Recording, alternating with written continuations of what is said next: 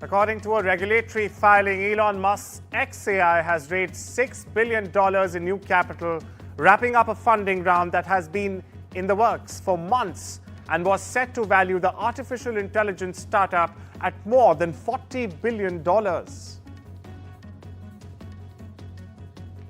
Britain has approved Vodafone's $19 billion merger with Hutchison's Three UK to create the country's biggest mobile operator after their investment promises outweighed concerns about higher customer bills. The Competition and Markets Authority, or the CMA, said the combined group's network investment plan would drive competition in the long term, dropping its objection that a move from 4 to 3 networks could push up prices. Citigroup has announced the promotion of 344 executives in 29 countries to managing directors, also known as MDs. A memo sent to all employees by the Executive Management Committee said this year had gone one of the largest MD cohorts in the firm's history.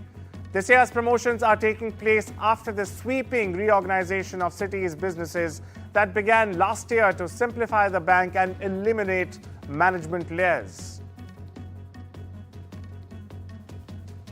The Organization of Petroleum Exporting Countries and its allies, a group known as OPEC+, agreed to keep oil production at the current levels for the first quarter of 2025. 8 OPEC+ countries, Saudi Arabia, Russia, Iraq, the UAE, Kuwait, Kazakhstan, Algeria, and Oman, said they would extend voluntary output cuts of 2.2 million barrels per day, originally announced in November 2023, to the end of March 2025. Now, OPEC+ delayed the revival of its oil production by 3 months. The third time it's deferred the move while crude oil prices struggle amid a looming surplus. The number of Americans filing for first-time unemployment benefits rose by more than anticipated last week, pointing to a cooling labor market.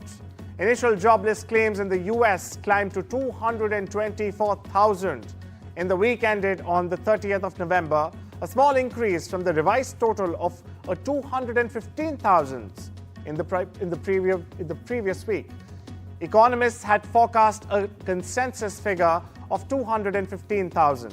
The number of people receiving benefits after an initial week of aid, known as continuing claims, fell 25,000 to a seasonally adjusted 1.871 million.